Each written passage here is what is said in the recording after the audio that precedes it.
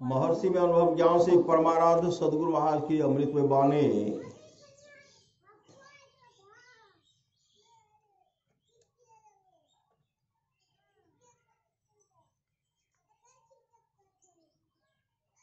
ईश्वर की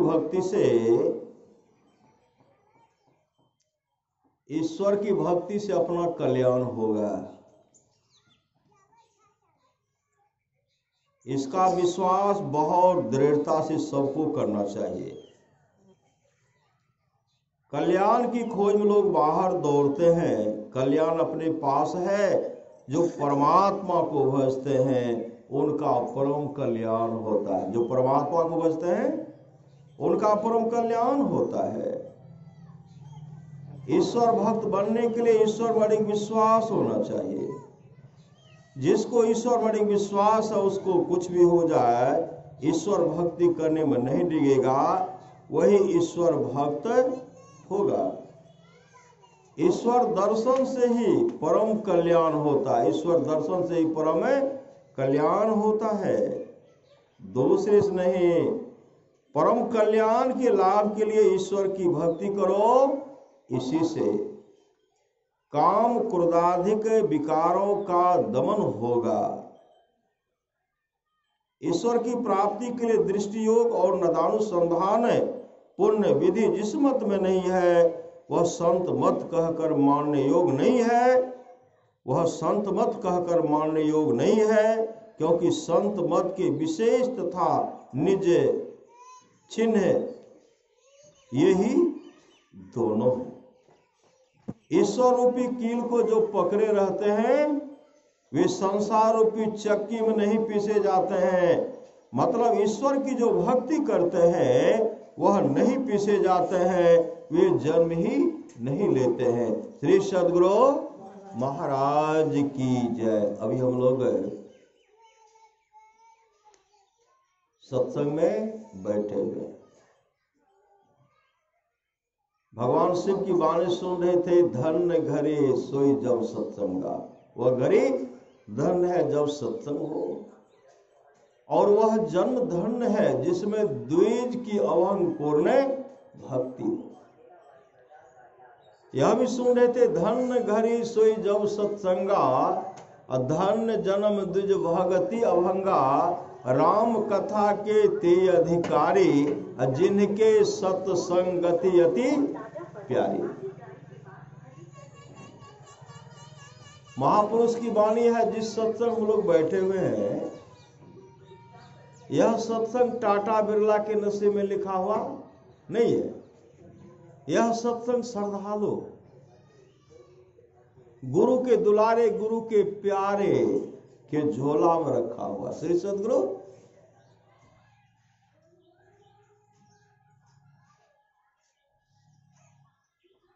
और इसको खरीद भी नहीं सकते श्री सद्गुरु, इसको खरीद भी नहीं सकते। भक्ति को कोई खरीद नहीं सकते, सत्संग को कोई खरीद नहीं सकते। इसके लिए तो अपने आप को श्रद्धा प्रेम बनाना पड़ेगा।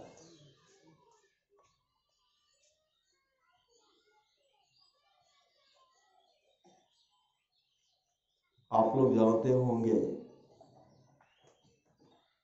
कांची नृष राजा चौल, कार्तिक माहात्म्य में यह कथा आया है। श्री सद्गुरु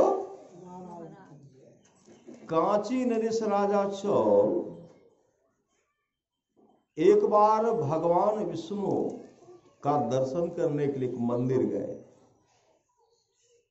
भगवान विष्णु का जो मूर्ति था बहुत पावन, बहुत सुंदर पावन विग्रह था, तस्वीर था। उस पर गए चढ़वा चढ़ाने के लिए। चढ़वा साथ में प्रजागण सब हैं, सिपाही हैं, मंत्री हैं, मुद्गल ऋषि भी हैं।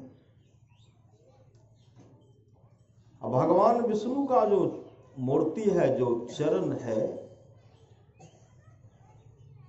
उस चरण पर क्या रख कर रखते हैं? वो चढ़वा चढ़ाए। क्या? तो सोना चांदी हीरा जवाहरात चढ़ाए, उसको चढ़ाए। और चढ़ा करके मन में काफी खुश हो रहे हैं, हम तो भगवान को हीरा चढ़ाए। हम तो भगवान को जवाहरात चढ़ाए, सोना चढ़ाए, चांदी चढ़ाए, फूलों नहीं समा रहे, आंख बंद करके मन में गुणगान हो रहा है। आंख बंद किए हुए हैं और मन में हो रहा है कि हम तो बहुत बड़े दानी हैं, बहुत बड़ा चढ़वा चढ़ा दिए। वो आंख बंद करके भगवान विष्णु की मूर्ति के सामने आंख बंद किए हुए हैं। और एक भक्त, एक गरीब भक्त था विष्णुदास। विष्णुदास क्या किए, जब मंदिर प्रवेश करते हैं तो भगवान विष्णु का जो चरण था, राजा जो चढ़वा चढ़ाए थे उस पर फूल चढ़ा दिए। फूल देखते हैं, फूल सजा हुआ है ना, जो फूल चढ़ाए इसका बहुत बड़ा पुण्य होता, बहुत बड़ा पुण्य, बहुत बड़ा लाभ होगा। अभी तो पता नहीं चलेगा कि हम चढ़ाए क्या होगा नहीं होगा, बहुत बड़ा लाभ होगा, बहुत बड़ा लाभ। जैसे वो चढ़ुआ चढ़ाए थे वहां फूल चढ़ाए। अब फूल जैसे चढ़ाते हैं, राजा के द्वारा जो चढ़ाया गया चढ़ुआ था सब फूल के अंदर में ढक गया। राजा साहब जब आंख खोलते हैं, कांची ऋषि राजा चाल जब आंख खोलते हैं और कहते हैं किसने मेरे चढ़ुआ का अपमान किया, मैं तो भगवान के चरण पर सोना चांदी हीरा जवाहरात चढ़ाया था, किसने मेरे चढ़ुआ का अपमान किया। तो बगल में एक दीनहीन विष्णुदास ऐसे हाथ जोड़े खड़े। जब विष्णुदास को देखते हैं, कांची नरेश राजा चौर उनको डांटने लगे, तू मेरे बराबरी मंदिर प्रवेश कर गया, मंदिर से निकलो, डांट फटकार कर रहे हैं, मंदिर में तुम क्यों प्रवेश किया। हम राजा हैं, हम बड़े हैं, हम धनी हैं, और मेरे बराबरी मंदिर में प्रवेश करके मेरे चढ़ुआ का तुमने अपमान कर दिया। विष्णुदास कुछ नहीं बोल रहे, अब विष्णुदास कुछ नहीं बोल रहे। राजा तरह तरह से उनको डांट रहे, डांट फटकार कर रहे। भगवान तो जो भाव के भूखे होते हैं, जो श्रद्धा के धनी होते हैं, भगवान तो उनके अधीन हो जाते हैं और गुरु भी हमेशा उन पर छत्र छाया आशीर्वाद बनाए रखते हैं उन पर। कांची राजा चोल काफी डांटे, वह कुछ नहीं बोलते। सिपाही भी डांटने लगे, मंत्री भी डांटने लगे, राजा के साथ जो जो गए थे सब विष्णुदास को डांट फटकार कर रहे। विष्णुदास कुछ नहीं बोलते। महापुरुष की वाणी है, हरिजन तो हारा भला, जीतन दे संसार, हारा सतगुरु से मिले, जीता जम का लाभ। वो कुछ नहीं बोलते। रास्ते में कांची राजा चौल मंत्री सिपाही डांट रहे हैं, ये कुछ नहीं बोल रहे। और डांटते हुए कांची राजा चौल अपने राजमहल में आए। मुद्गल ऋषि तो साथ में थे, सलाह लेते हैं, भक्त तो मैं बड़ा हूं, मैं मेरे बराबरी में मेरा बराबरी कोई नहीं कर सकता, मैं बड़ा भक्त हूं। तो क्या किए, विद्वान पंडित सबको बुला करके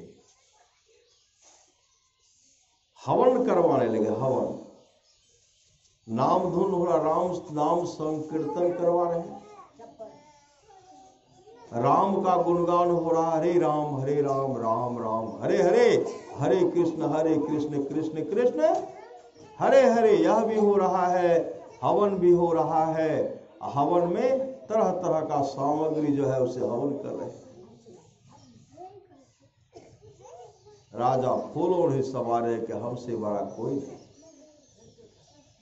इस तरह का जो राजा चढ़वा चढ़ाए, इस तरह का जो सामग्री, इस तरह हवन जो करवाए, विष्णुदास के मन में हुआ राजा तो धनी है, राजा के पास तो किसी चीज की कमी नहीं है, तो राजा नाम धुन करवा रहे हैं, हवन करवा रहे हैं, तरह तरह का यज्ञ करवा रहे हैं, मेरे पास तो कुछ नहीं है, हम क्या चढ़ाएंगे। एकाएक उनके मन में हुआ, जब राजा इतना व्यवस्था करते हैं तो मैं भी भगवान को रोटी बना करके चढ़ाऊंगा। रोटी, मैं भगवान को रोटी बनाऊंगा और रोटी बना करके चढ़ाऊंगा। रोटी बनाए, श्री सद्गुरु स्नान करके रोटी बनाए। स्नान करके जब रोटी बनाए, अब बना करके फिर चले गए स्नान करने के लिए। चढ़वा जो चढ़ाएंगे स्नान करके ना चढ़ाएंगे, चले गए स्नान करने के लिए। जैसे स्नान करके आते हैं, रोटी हो गई चोरी। रोटी नहीं है, श्री सद्गुरु, रोटी हो गई चोरी। फिर कहते, किसने मेरी रोटी चोरी कर ली? मैं तो भगवान को चढ़ाने के लिए बनाया था, लेकिन भगवान को चढ़ा भी नहीं पाया, मेरी रोटी चोरी हो गई। दूसरे दिन फिर रोटी बनाते हैं, दूसरे दिन फिर रोटी बनाए, स्नान करके रोटी बनाए। फिर हुआ कि स्नान करना चाहिए, स्नान करने के लिए गए, और जैसे स्नान करके आते हैं, रोटी हो गई चोरी। फिर कहते हैं, किसने मेरी रोटी चोरी कर ली? तीसरे दिन रोटी बनाए, चोरी हो गई। चौथे दिन रोटी चोरी हो गई, पांचवें दिन रोटी चोरी हो गई, छठे दिन रोटी चोरी हो गई। सातवें दिन स्नान करके रोटी बनाते हैं, रोटी बना करके रख दिए, गए स्नान करने के लिए, जा रहे थे स्नान करने के लिए। अंतः प्रेरणा हुई विष्णुदास है, अरे कब तक रोटी बनाओगे? भगवान को रोटी आज तक तुम चढ़ा भी नहीं पाए, तुम्हारी रोटी चोरी हो गई। तुम्हारी रोटी चोरी हो जाती है, रोटी बना करके रोटी तो चोरी हो जाती है। स्नान करने के लिए जा रहे हो, अरे कम से कम चोर को कब पकड़ोगे? चोर को भी तो पकड़ो, चोर को कब पकड़ोगे? चोर को भी तो पकड़ना है। एकाएक विष्णुदास वहां से वापस आते हैं, जैसे वापस आए, क्या देखते हैं? एक दीनहीन अस्थि पंजर सटा हुआ है, मुंह में स्याही पड़ा हुआ, पांव में विवाद फटा हुआ है, और शरीर पर वस्त्र भी नहीं है, हड्डी झलक रहा है, काला स्याह चेहरा। उनके हाथ में रोटी है, उनके हाथ में रोटी लेकर जो जा रहे थे, विष्णुदास कहते आखिर में चोर पकड़ा ही गया। जो मेरी रोटी चोरी करता था, आखिर में चोर पकड़ा ही गया। जैसे कहते चोर पकड़ा ही गया, वह जो दीनहीन था रोटी लेकर के भागने लगा। उसी समय विष्णुदास क्या करते हैं? घी का कटोरा रखा होता, घी का कटोरा, घी का कटोरा उठाते हैं, पीछे से दौड़ लगाते हुए जाते हैं, अतिथियों रुको, सूखा मत खाओ, अतिथियों रुको, सूखा मत खाओ, घी तो लगा करके खाओ, घी तो लगा करके खाओ। घी का कटोरा लेकर के जैसे पीछे पीछे दौड़ रहे थे, वह दीनहीन जो था, जिसके हाथ में रोटी था, आगे बढ़ गए, फिसल करके गिर गए, फिसल करके गिर गए, और एक हाथ से जमीन को गिर गए, और एक हाथ में रोटी है, दूसरे हाथ में रोटी है, ऐसे रोटी को ऊपर किए, ऐसे रोटी को ऊपर किए।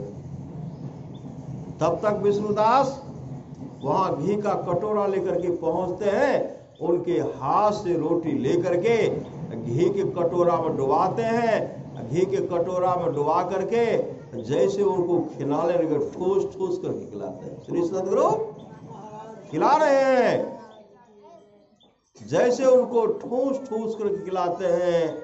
नीचे में शंख चक्र गदा पद्म रखा हुआ था, वह कोई दूसरा नहीं, वो साक्षात भगवान विष्णु थे। श्री सदगुरु भगवान विष्णु थे।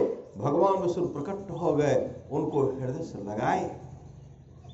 भगवान विष्णु का रूप जो स्वरूप था, वही रूप स्वरूप भगवान विष्णु विष्णु दास को दिए। भगवान विष्णु और उनमें कोई अंतर नहीं रहा।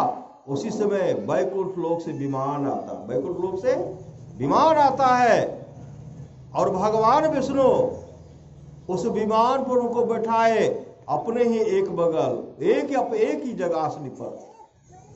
एक भाग में भगवान विष्णु और वहां विष्णुदास को बिठाए और भगवान विष्णु की पार्षद आते हैं और हरि कीर्तन करते हुए उनको वैकुंठ मतलब विष्णु लोक लेके चले गए। और विष्णु लोक का प्रथम द्वारपाल उनको बनाए, प्रथम द्वारपाल बनाए। जो प्रेम रस शाखा ने अमृत पिया तो क्या हुआ, उपकार में सिर दिया नहीं, जुग जुग दिया तो क्या हुआ। देखी गुलिस्ता ओ सीता मतलब न पाया शेख का, सारी किताबों याद कर हाफिज हुआ तो क्या हुआ। विष्णुदास तो वैकुंठ लोक चले गए, विष्णुदास वैकुंठ लोक चले गए। कांची रस राजा चौल देख रहे थे, अपने राजमहल से राजद्वार से देख रहे थे कि विष्णुदास के यहां विमान आया, भगवान विष्णु आए, भगवान विष्णु उनको दर्शन दिए और भगवान विष्णु उनको विमान पर बैठा करके भगवान विष्णु अपने स्वरूप, भगवान विष्णु का जो रूप स्वरूप है वही रूप स्वरूप विष्णुदास को दिए, विमान पर बैठा करके लेके चले गए। उसी समय कांची राजा चौल के मुख से निकलता है, बड़ा मैं नहीं, पद में बड़ा हूं, धन में बड़ा हूं, लेकिन बड़ा तो विष्णुदास है, बड़ा विष्णुदास है। अगर भक्त कोई है तो विष्णुदास है। भगवान के प्यारे भक्त अगर है तो विष्णुदास है। मेरे अंदर में तो अहंकार था, मेरे अंदर में अहंकार था। महापुरुष की वाणी है, अंग अग्नि हृदय जरे, गुरु से चाहे मान, तिनको जब नौता दियो हो हमरे मेहमान। बड़ा मैं नहीं, बड़ा तो विष्णुदास है।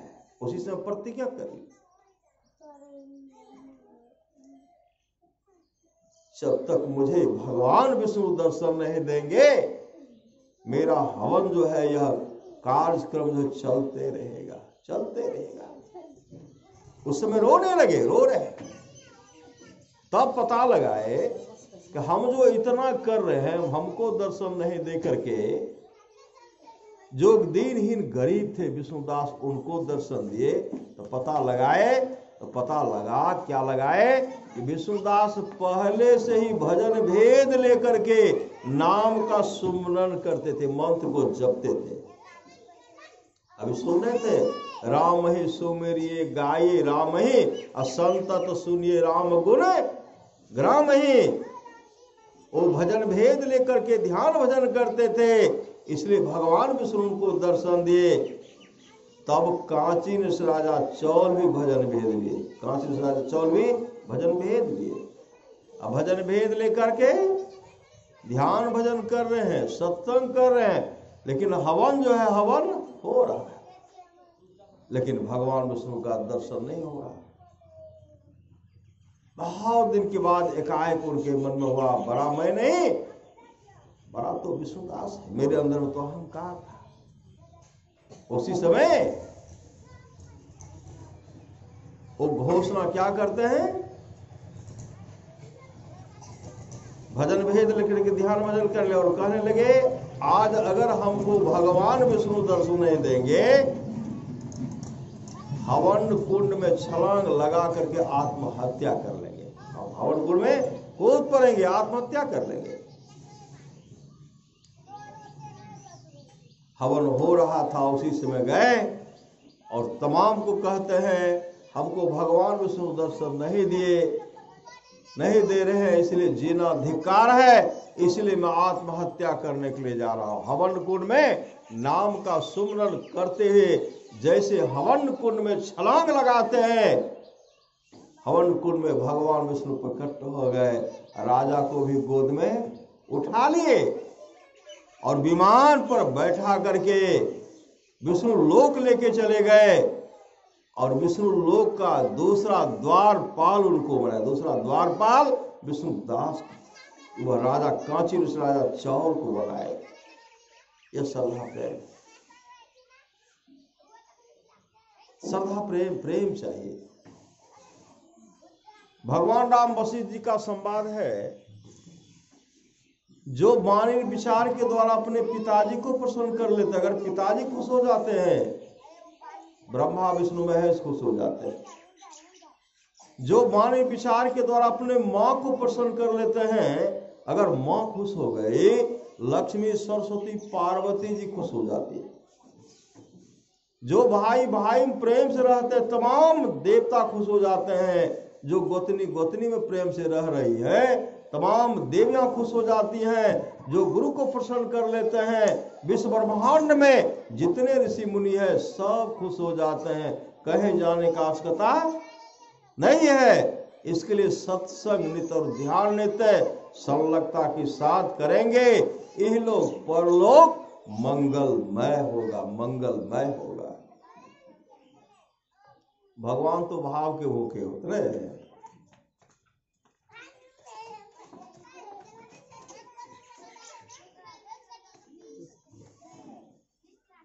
आप लोग जानते होंगे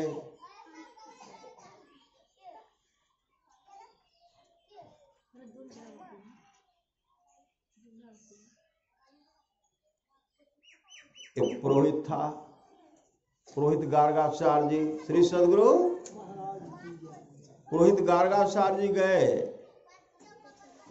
माँ यशोदा के पास। माँ यशोदा के पास जब गए तो भगवान कृष्ण उस समय 5 वर्ष के थे। भगवान कृष्ण देखते बच्चा सबको खेल रहे हैं, श्री सदगुरु, तो भगवान कृष्ण टहल रहे थे। पुरोहित गार्गाचार्य जी माँ यशोदा जी के पास गए, श्री सदगुरु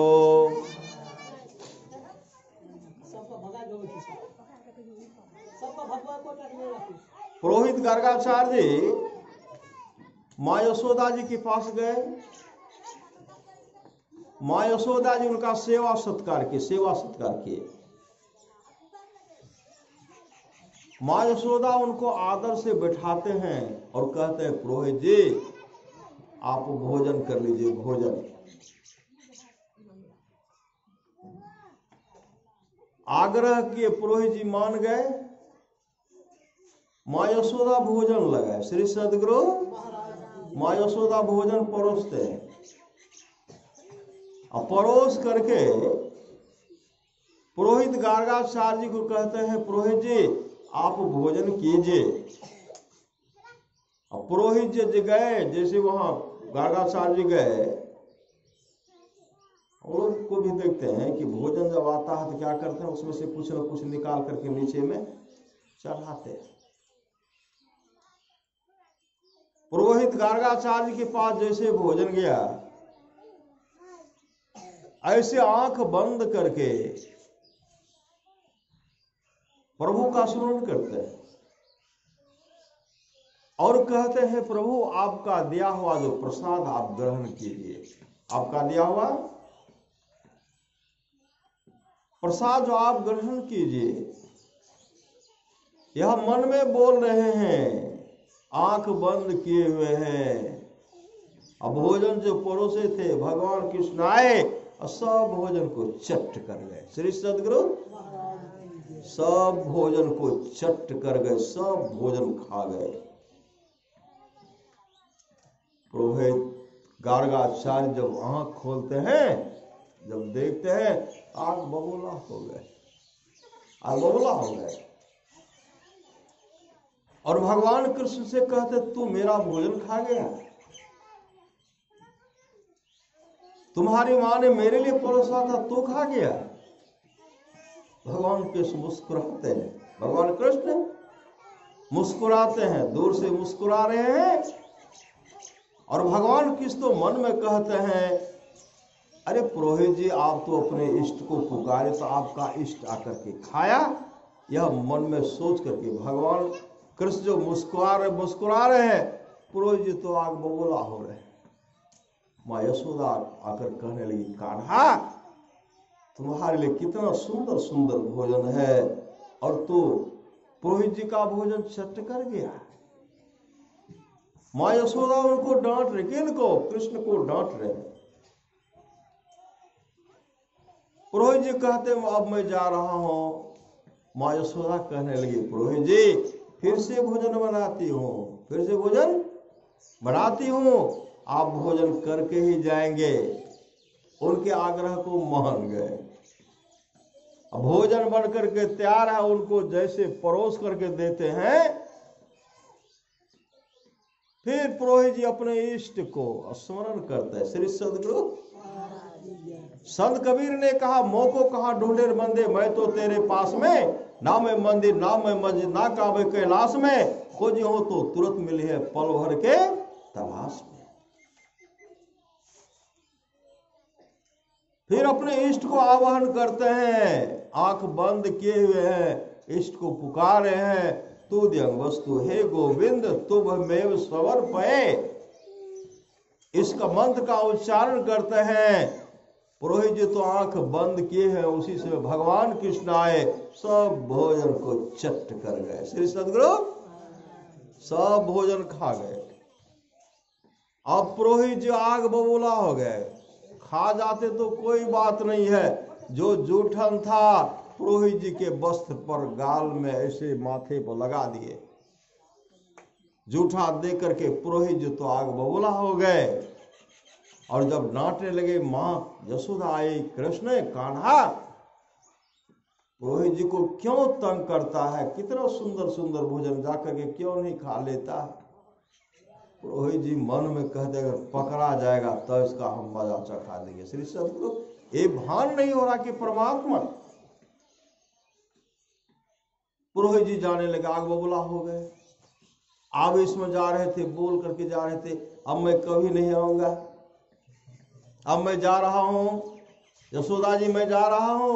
माँ यशोदा कहे, पुरोहित जी फिर से भोजन बनाती हूँ, भोजन खा कर ही आप जाएंगे, प्रसाद खा कर ही जाएंगे।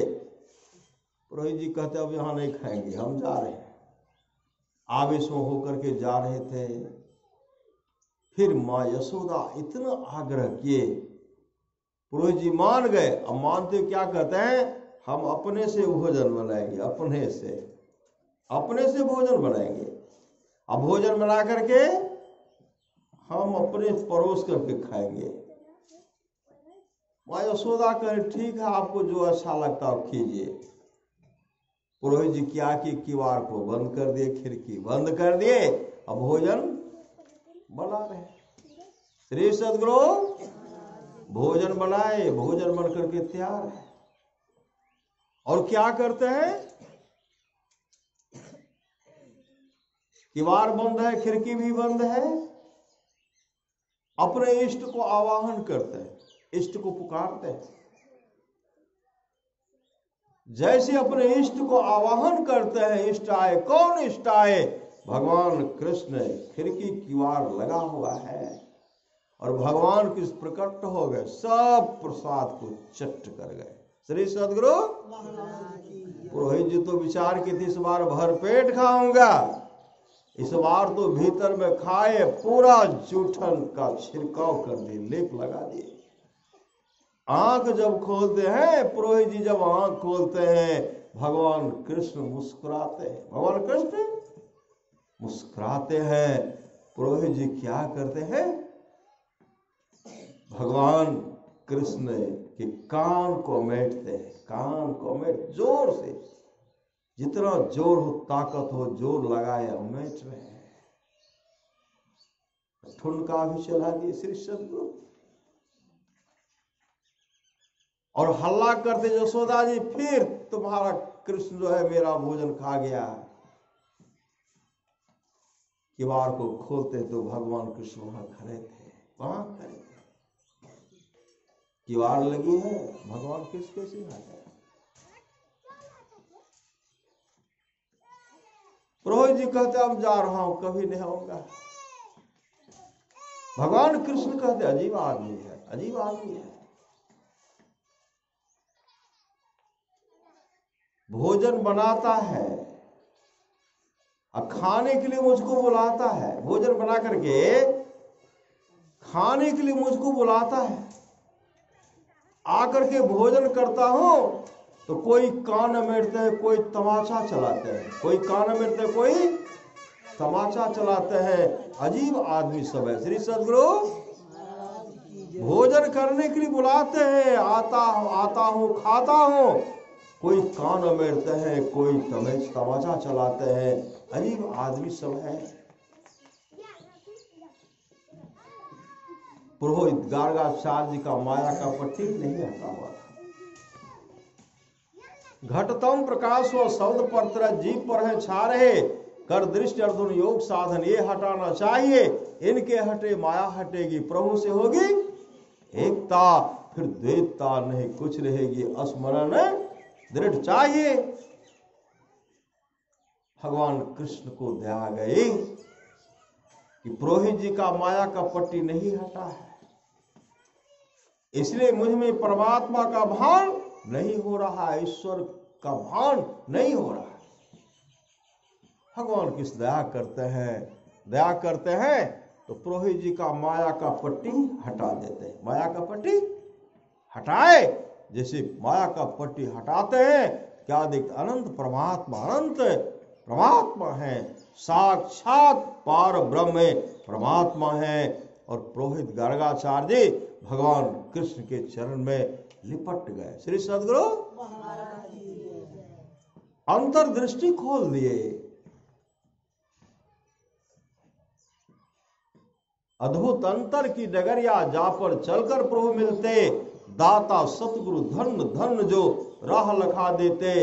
अमृत ध्वनि की नौवत जहरत बर भागे, सुनते जो गुरु के दुलारे हैं, गुरु के प्यारे हैं, वे ही सुनेंगे, वे ही देखेंगे।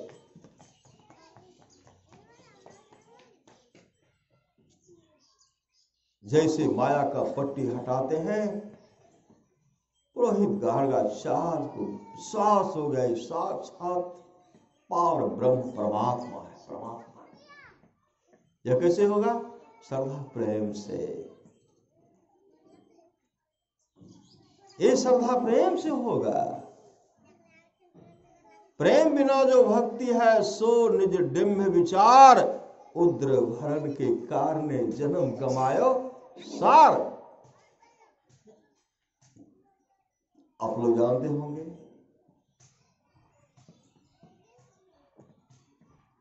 गोपिकाएं, सबको गोपिकाएं सब भगवान कृष्ण का सगुण उपासना करती थी। भगवान सगुण उपासना। उद्धव जी को अच्छा नहीं लगता था। ये सगुण उपासना करके भगवान को कभी नहीं प्राप्त कर सकेंगे। तरह तरह समझाते हैं। उद्धव जी गए भगवान कृष्ण के पास, कहते हैं प्रभु आप गोपिकाओं को क्यों नहीं उपदेश करते हैं? सब आपका सगुण उपासना करती हैं, और सगुण उपासना करने वाले का आज तक जीवन नहीं बना, काम नहीं बना। आप उनको कहिए सगुण उपासना को छोड़ करके निर्गुण उपासना करें। भगवान कृष्ण मुस्कुराते हैं। भगवान कृष्ण क्या करते हैं? मुस्कुराते हुए कहते हैं उद्धव भैया, श्री सदगुरु आप भी जाकर के गोपिकाओं को समझा दीजिए, आपके बात को मान जाएगी। आप समझाइए, अब मुस्कुरा भी रहे हैं। उद्धव जी खुश हो गए, हमको तो कृष्ण कह रहे हैं कि समझाने के लिए गए। वहां गए, वहां जैसे गए गोपिकाओं को क्या कहते हैं, तुम लोग जो सगुन उपासना करती है नरक में जाएगी, नरक में काम नहीं बनेगा। सगुन उपासना को छोड़ करके निर्गुण उपासना करो। उसी समय गोपिकाएं कोई वस्त्र को खींच रही हैं, कोई बाल को पकड़ के दाढ़ी पकड़ के झुला रहे हैं, कोई झोला को खींच रहे हैं। गोपिकाएं कहते हैं अरे मेरे अंदर में और किसी का जगह नहीं है, मेरे अंदर में किसी का जगह नहीं है, और कृष्ण के सिवा मेरे अंदर में किसी का जगह नहीं, किसी का स्थान ही नहीं है। इतना झकझोरे उद्धव जी थक गए। तब गोपिकाओं ने क्या कहा, ये तो प्रेम की बात है ओधो, बंदगी तेरे बस की नहीं है, ये तो प्रेम की बात है ओधो, बंदगी तेरे बस की नहीं है, यहाँ सरधे के होते हैं सौदे, आस की इतनी सस्ती नहीं है, ये तो प्रेम की बात है ओधो। प्रेम वालों ने कब वक्त पूछा,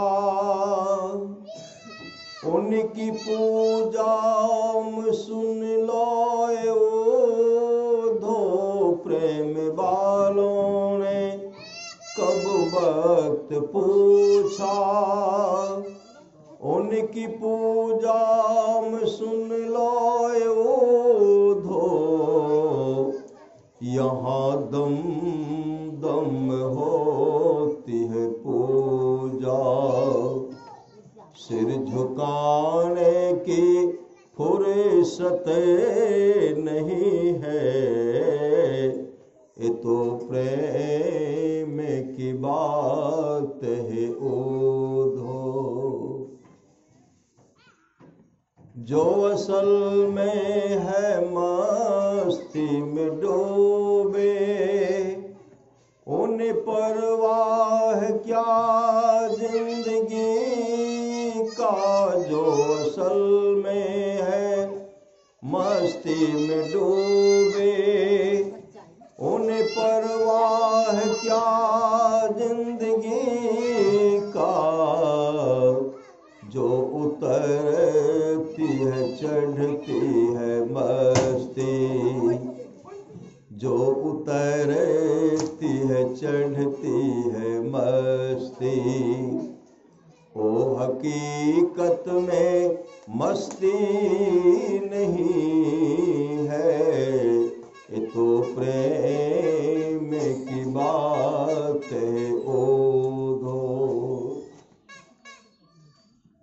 जिसकी नजरों में है श्याम प्यारे, ओ तो रहते हैं जग से ही न्यारे, जिसकी नजरों में है श्याम प्यारे, ओ तो रहते हैं जग से ही न्यारे, जिसकी नजरों में मोहन समाए, जिसकी नजरों में मोहन समाए, ओ नजर फिर तरसती नहीं है, ये तो प्रेम की बात है ओधो। जो उद्धव जी गए थे निर्गुण उपासना का प्रचार करने के लिए, वो खुद सगुण उपासक बन करके आ गए। यह कैसे होगा? यह श्रद्धा प्रेम से। राम भजिए सब काज विसारी। इसके लिए सत्संग की बहुत बड़ी आवश्यकता है। परमात्मा की कृपा होती है तो हम लोगों को मनुष्य का शरीर मिलता है। परमात्मा की कृपा होती है तो हम लोगों को मनुष्य का शरीर मिलता है। परमात्मा की ही कृपा होती है तो हम लोगों को सद्गुरु मिलता है। परमात्मा की ही कृपा होती है तो हम लोगों को सत्संग मिलता है। परमात्मा का ही कृपा होती है तो हम लोग नाम दान लेते हैं। और परमात्मा की कृपा होती तो हम लोगों को गुरु मिलता है। और परमात्मा की ही कृपा होती है तो हम लोग नाम का सुमरण करते हैं। और परमात्मा की ही अगर कृपा होती है, अंधकार मंडल का छेदन करके, आत्म स्वरूप का दर्शन करके, प्रकाश का दर्शन करके, शब्द के सारे हम लोग सचखंड मोक्ष धाम को चले जाते हैं। इसके लिए सत्संग की बहुत बड़ी आवश्यकता है। करिए नित्य सत्संग को, बाधा सकल मिटाए, यह अवसर फिर ना मिले दुर्लभ नर्तन पाए। कहते जहां परे सूली सजा तहां कांटे टल जाए। लेकिन सत्संग करके तो देखिए। श्री सद्गुरु भगवान श्री कृष्ण की वाणी है, निष्पाप उद्धव जी, कोई कितना भी अश्वमेध जग कर ले, कृष्ण चंद्रायन आदि आदि व्रत कर ले, उसके द्वारा में सुलभता से प्राप्त नहीं होता। बस एक सत्संग ऐसा जरिया है जिसके द्वारा में सुलभता से प्राप्त हो जाता, उस भक्त के बस में हो जाता और उस भक्त का परम कल्याण हो जाता।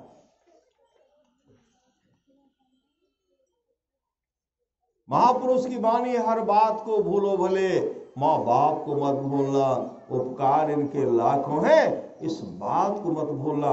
माता पिता से बढ़ करके कोई देवी देवता नहीं है। इसलिए माता पिता का सेवा कीजिए, पति का सेवा कीजिए, आपस में मेल से रहिए। जहां सुमति तहां संपत्ति नाना, जहां अच्छी मति होगी वहां संपत्ति की कमी नहीं होगी।